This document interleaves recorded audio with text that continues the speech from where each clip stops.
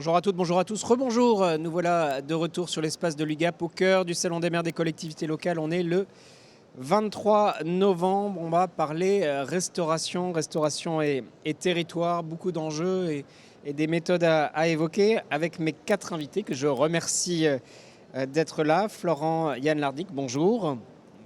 Directeur général de Terres en Ville. Vous nous expliquerez ce qu'est Terres en Ville. À vos côtés, Christine Marquez, bonjour. Bonjour. Merci d'être avec nous, merci de nous accueillir sur les espaces de l'UGAP. Vous êtes chef de département marketing à l'UGAP. William Warner, bonjour. Bonjour. Vous êtes directeur de l'agence Spoon. Vous nous expliquerez les objectifs et les interventions de votre agence. Jean-Marie Plugnan, bonjour. Bonjour. Merci d'être avec moi, monsieur le directeur national des ventes d'Enodis. C'est bien cela. Pour lancer la discussion, Florent Yann Lardic, je me tourne vers vous. En novembre 2023, quand on parle restauration et territoire, c'est quoi les enjeux? Qu'est-ce qui est en train de changer? Eh bien, le mot-clé qui fait le lien entre restauration collective et territoire en 2023, c'est évidemment PAT. PAT, qu'est-ce que c'est comme acronyme? Ce sont les plans alimentaires territoriaux. À ce jour, il y en a 428 et avant le plan de relance, il n'y en avait encore que 170. Qu'est-ce que c'est que ces démarches? Les PAT, ce sont des plans qui visent en fait à reconsidérer le foncier, l'enjeu de l'eau, l'enjeu de l'achat public et finalement l'enjeu de la restauration collective, à les rassembler dans une même dynamique qui va être unie par une notion qui est l'alimentation. Et finalement, l'alimentation va venir transformer l'ensemble de ces enjeux. On pourra y revenir. Absolument. Donc une approche transverse, une approche globale sur cette problématique-là. Vous nous en direz plus. Christine Marquez, chef de département marketing à l'UGAP. C'est en train de bouger, là, il y a une prise de conscience, il y a des actions très opérationnelles qui se font sur le terrain. Vous les accompagnez? Oui, c'est vrai que l'UGAP accompagne déjà depuis plusieurs années les établissements publics dans l'aménagement notamment de leur cuisine, mais des espaces de restauration de façon plus large. Ça touche à la fois la restauration scolaire, universitaire, les maisons de retraite, les établissements de soins, la restauration d'entreprise, le milieu social. Finalement, l'alimentation, c'est vraiment un secteur qui touche toutes les populations à un moment de leur vie. Et avec un objectif commun qui est de finalement proposer une alimentation qui soit à la fois saine, équilibrée, durable et accessible pour tous. Alors c'est simple à dire et un peu moins à mettre en œuvre parce que forcément autant l'objectif est commun, autant les moyens, les besoins pour le mettre en œuvre vont être spécifiques à chaque établissement. Et donc c'est dans cette démarche-là qu'on accompagne les établissements pour trouver la solution la plus adaptée. Vous accompagnez les collectivités, l'alimentation scolaire, hein, c'est bien ça. William Warner, directeur de l'agence Spoon. Alors qu'est-ce que l'agence Spoon? Expliquez-nous, puis comment vous intervenez dans cet écosystème. Alors l'agence Spoon, c'est une agence spécialisée dans le conseil et l'ingénierie en restauration collective que je dirige. Je représente ici le groupement d'entreprises. On est 8 bureaux d'études, conseil et ingénierie, titulaire de l'accord cadre auprès de l'UGAP pour toutes les missions d'assistance à maîtrise d'ouvrage auprès des collectivités, pour les accompagner dans la réflexion d'évolution de leur restauration. Et pour rebondir sur le propos qui était présenté par rapport à la logique des PAT, nous on va intervenir à ce niveau-là, derrière, une fois que le PAT commence à émerger, etc., à créer le lien entre ces PAT. C'est vraiment la tendance des réflexions qu'on accompagne aujourd'hui pour valoriser une nouvelle démarche de l'innovation autour de la restauration collective pour favoriser le lien avec ces PAT et l'alimentation de qualité et tous les enjeux qu'on trouve aujourd'hui autour dans les objectifs que les politiques, les collectivités, etc. veulent porter pour faire changer ce modèle. Il y a un cadre, il y a une vision et puis vous intervenez dans sa définition, dans sa mise en œuvre. Et c'est un terreau d'opportunité, un terreau d'innovation, j'ai l'impression, vous nous le direz. Jean-Marie Plugnan, directeur national des ventes d'Enodis. Enodis, qu'est-ce que c'est? Alors Enodis, c'est un fabricant français de matériel de cuisine.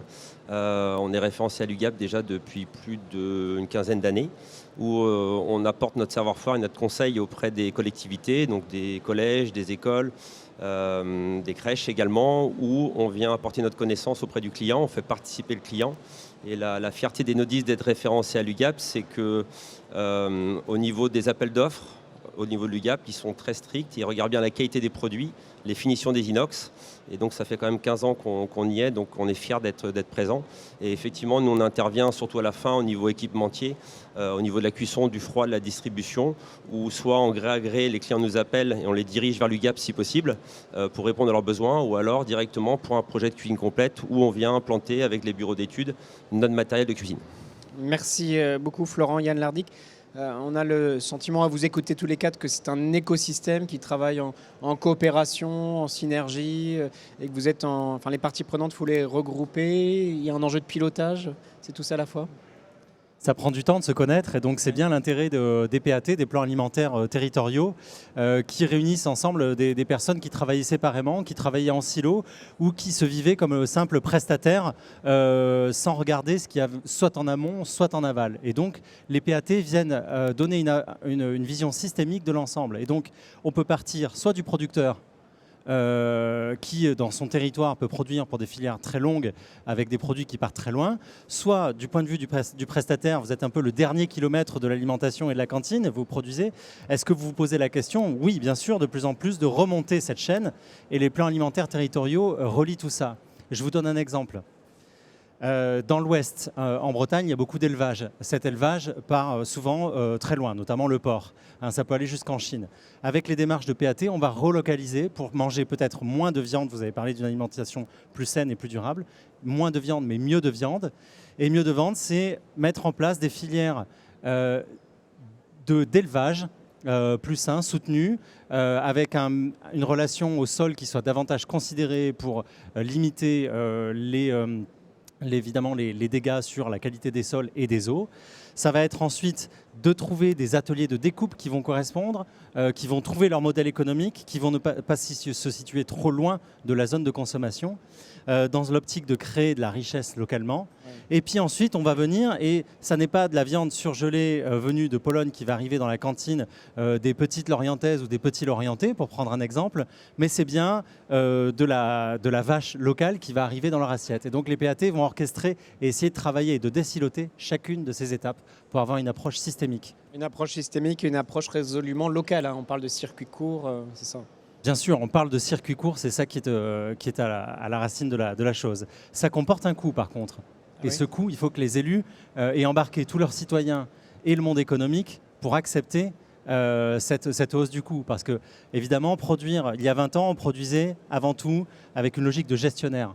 Aujourd'hui, on produit avec une logique de projet territorial, voilà, d'ancrage territorial. Comment vous le traduisez, Christine Marquez, dans votre stratégie, dans vos actions, dans vos initiatives, circuits courts? Ça embarque des enjeux d'aménagement, de développement local. Ça veut dire aussi d'adapter vos interventions, votre pilotage d'un territoire à l'autre. C'est pas la même chose?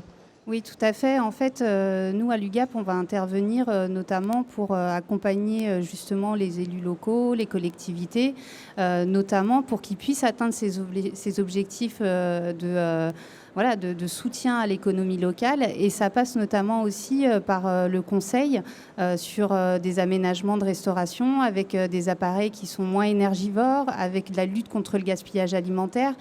Tout ça, ça vient aussi concourir à une meilleure maîtrise du prix, et derrière de pouvoir réinvestir ces gains dans des aliments de meilleure qualité, puisqu'effectivement, forcément ou non, mais en tout cas, on voit que ça a un coût, comme ce qui a été dit, et nous, on accompagne justement les établissements dans cette démarche-là, en adaptant notre offre à ces enjeux, justement.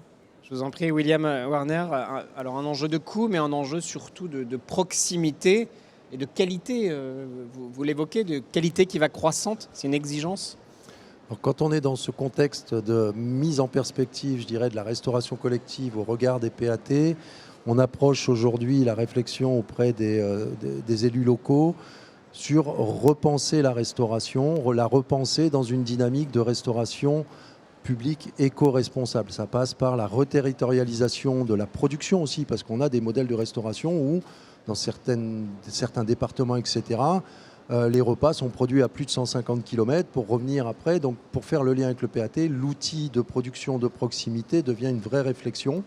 On a, nous, en l'occurrence, démarré récemment sur une métropole qui fait partie de Terrenville et qui est la métropole de Lyon, une réflexion pour 4 territoires de la métropole de création de cuisines centrales de proximité qui vont permettre justement de refaire le lien entre tout ça tout en ayant un prisme très large de l'éco-responsabilité. Ça passe par les filières d'approvisionnement en lien avec les PAT, mais aussi sur la façon de produire les repas pour revenir en qualité, la façon de les transporter quand on a des cuisines centrales dans une logique de logistique douce et faire le lien après sur l'éco-responsabilité plus globale, la partie environnementale, la réduction du bilan carbone, notamment au niveau des énergies utilisées. C'est là où le lien se fait grâce notamment aux passerelles de l'UGAP sur la logique de quel équipement on va mettre dans ces outils demain. Juste pour qu'on comprenne, avant, sur les 4 territoires que vous mentionnez, il n'y avait pas 4 cuisines centrales. Comment ils s'organisaient? Alors, aujourd'hui, sur ces 4 territoires, je dirais 3 des 4 sont sur un marché de prestations de repas livrés en liaison froide par des prestataires. Et l'idée, c'est de reterritorialiser, d'avoir un vrai outil levier grâce à des nouvelles unités. Merci beaucoup Jean-Marie Plugnon. Qu'est-ce que les PAT ont changé visiblement? C'est un puissant accélérateur de transformation, de proximité, de qualité, de recherche de qualité. Comment ça a fait changer votre activité, vos interventions? Ça nous a fait développer le matériel. Donc, depuis déjà pas mal d'années, on a aujourd'hui les produits comme les fours Convotherm, donc référencés à l'UGAP, qui sont les matériaux qui qui prennent surtout le moins d'énergie. C'est 30% d'eau. C'est 50% de moins en électricité. Donc au niveau économie d'énergie, on fait très attention sur tous les produits référencés à l'UGAP. Effectivement aussi au niveau du froid, au niveau du gaz. Et surtout, là où on fait très attention, on en parlait tout à l'heure, c'est qu'aujourd'hui les produits ils arrivent dans les cuisines, ils sont travaillés. Et le but c'est quand ils arrivent dans l'assiette des enfants en collectivité ou des crous pour les lycéens, c'est que le produit ne soit pas dégradé. Et le problème qu'on a aujourd'hui dans les cuisines, et c'est là notre force, qu'on a quand même à peu près vingtaine de commerciaux qui vont sur le terrain pour préconiser et expliquer aux clients.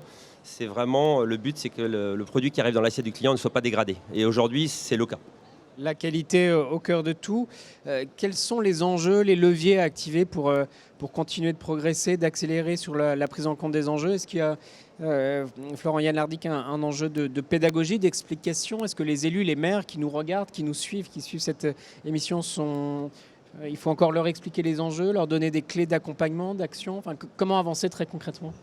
Très concrètement, auprès de 2 publics, pour donner juste 2 exemples, les élus, quand vous avez un repas dont le coût moyen à Montpellier est de 12 € et qu'il est facturé 65 centimes pour les familles les plus modestes ou 6,55 € pour les familles les plus aisées, il y a un delta qui est plus ou moins grand que la collectivité doit compenser.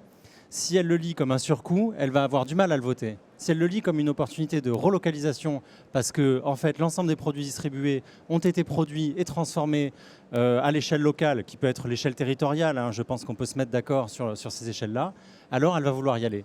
Et le deuxième public, vous avez parlé de clients, ce sont les enfants. Je ne sais pas si les enfants sont des clients, mais en tout cas, ce public-là, il faut l'accompagner aussi dans le goût, parce que depuis 20 ans, 30 ans, on a fait manger des aliments sans goût, standardisés aux enfants, et ces goûts-là se perpétuent. Donc aujourd'hui, ça ne sert à rien d'avoir fait tout le travail, si vous voulez, de qualité de l'approvisionnement, de qualité de la transformation, si l'enfant ne mange pas ce qu'il y a dans l'assiette. Et donc l'enjeu de l'éducation au goût, l'enjeu du lien avec la campagne qui se perd en particulier dans les grandes villes, est à restaurer. Ça veut dire travailler avec les communautés aussi éducatives, travailler avec toutes les parties prenantes, mais les communautés éducatives. On s'adresse évidemment aux maires, aux élus avec cette émission, mais il n'y a pas que les maires, il n'y a pas que les élus qu'il faut accompagner. C'est vrai que, comme je le disais en préambule, ça touche toute la population. À la fois, on l'a dit, les enfants. L'alimentation, ça concerne aussi leurs parents, qui sont très investis aussi dans l'alimentation qui est proposée à leurs enfants. Et finalement, il y a tout un travail à la fois de pédagogie, effectivement, mais aussi de réinvestir l'espace de restauration comme un lieu de convivialité, de partage et d'apprentissage. Et ça, c'est le cas pour les enfants, c'est le cas aussi pour les adultes, d'ailleurs. Quand on parlait de lutte contre le gaspillage alimentaire, c'est l'affaire de tous. Et c'est pour ça aussi que les solutions, finalement, il n'y a pas une solution, mais c'est plusieurs solutions qui existent en fonction de l'établissement. Et à l'UGAP, on s'appuie sur une vingtaine de fournisseurs de restauration, des spécialistes, qui à la fois bureaux d'études, fabricants, distributeurs, mais avec finalement un lien qui est fait par les équipes UGAP en région, qui vont centraliser finalement et suivre tout au long de son projet l'établissement. Ce qui permet d'avoir quand même un point unique tout en ayant le choix et d'avoir la solution la plus adaptée en fonction de l'objectif qui est fixé et des moyens humains, financiers et d'espace. Ce qui vous permet, avec ce lien constant, quasi quotidien, c'est ça, de personnaliser vos interventions, c'est ça ? Oui, c'est exactement ça. En fait, de plus en plus, on essaye de faire en sorte, via nos marchés, c'est l'avantage aussi, c'est qu'on va pouvoir proposer différentes possibilités, différents concepts aussi, parce qu'on voit aussi des évolutions dans les attentes et les modes de consommation à tous les âges. Et on a de l'émergence, par exemple, des aménagements, par exemple, de food truck, de coffee shop, de bar à jus, de salade bar, pour essayer justement de coller aux attentes des consommateurs et quel que soit leur âge, et de faire en sorte aussi d'adapter l'alimentation, ou en tout cas les repas qui sont servis en fonction de l'âge, mais aussi du niveau d'autonomie, par exemple. Merci beaucoup. William Warner, vous vous adaptez, j'imagine. Vous allez me dire que oui, personnalisé en fonction des territoires, en fonction des attentes, en fonction des collectivités. Là, vous allez dans cette démarche de personnalisation des prestations. Alors, la démarche de personnalisation des prestations, elle doit répondre aux objectifs qui sont fixés au travers soit des PAT, soit de la politique de restauration qu'une collectivité veut mener. Mais elle doit aussi s'adapter au contexte dans lequel on va étudier. Nous, on peut étudier en hyperurbain. On a des solutions à développer qui peuvent s'appliquer à l'hyperurbain, qu'on ne pourrait pas du tout appliquer dans des secteurs beaucoup plus ruraux, etc. Pour vous prendre l'exemple de différentes solutions, aujourd'hui en hyperurbain, on a la tendance à décentraliser les productions pour les répartir sur un territoire, alors que dans les logiques plus rurales, pour ne plus aller chercher à 150 ou 200 km les repas, on va massifier le besoin d'un ensemble de communes, sur les communautés de communes par exemple, massifier une production pour un territoire donné. Donc c'est vraiment d'adapter aux circonstances, et il n'y a pas de solution idéale, il y a bien de repenser le modèle à chaque fois en fonction des entrants et des éléments de contexte qui peuvent être totalement différents d'une collectivité à une autre.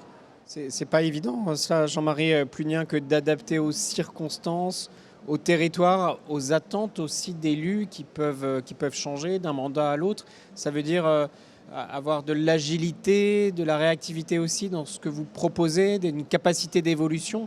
Oui, en fait, on s'adapte aux clients parce que chaque commune, chaque ville a des avis différents. Et tout à l'heure, ce que vous disiez, c'est vrai. C'est par exemple la ville de Paris, le 18e. On équipe avec l'UGAP tous les selfs aujourd'hui des écoles, des caisses d'école. Et les parents d'élèves, on les a fait participer parce qu'une cuisine, elle doit être robuste, elle doit être économique et énergique, mais elle doit être jolie aussi. Et aujourd'hui, par exemple, dans les cuisines, on a tendance à parler d'inox, mais aujourd'hui, on peut faire du stratifié. On peut amener aussi de jolies choses dans la cuisine, même des cuisines ouvertes. Aujourd'hui, on les voit dans les restaurants. On essaie d'amener ça en collectivité et on fait participer les enfants et les parents d'élèves. Et quand vous faites participer les parents d'élèves, c'est marrant, mais la discussion, elle s'ouvre beaucoup plus rapidement. Les élus, au contraire, sont contents.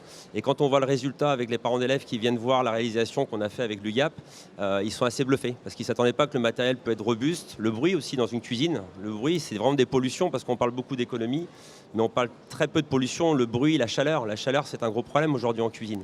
Donc nous, Enodis, on s'adapte à ça et on est très présent en collectivité. Ça fait 35 ans, c'est une société familiale, donc on est extrêmement présent et on évolue le matériel évolue à peu près tous les 5-6 ans aujourd'hui. Ouais. Les parents d'élèves peuvent être parfois très exigeants dans leurs attentes. Merci à tous les quatre. Peut-être un court mot de conclusion. Je le disais, cette émission organisée ici au cœur du Salon des maires des collectivités locales est suivie, resuivie en replay pour les élus, pour les maires. Quelles sont les priorités là, sur les semaines, sur les mois à venir pour encore accélérer ? Puis peut-être un mot de conclusion sur les messages phares sur lesquels vous souhaitez insister.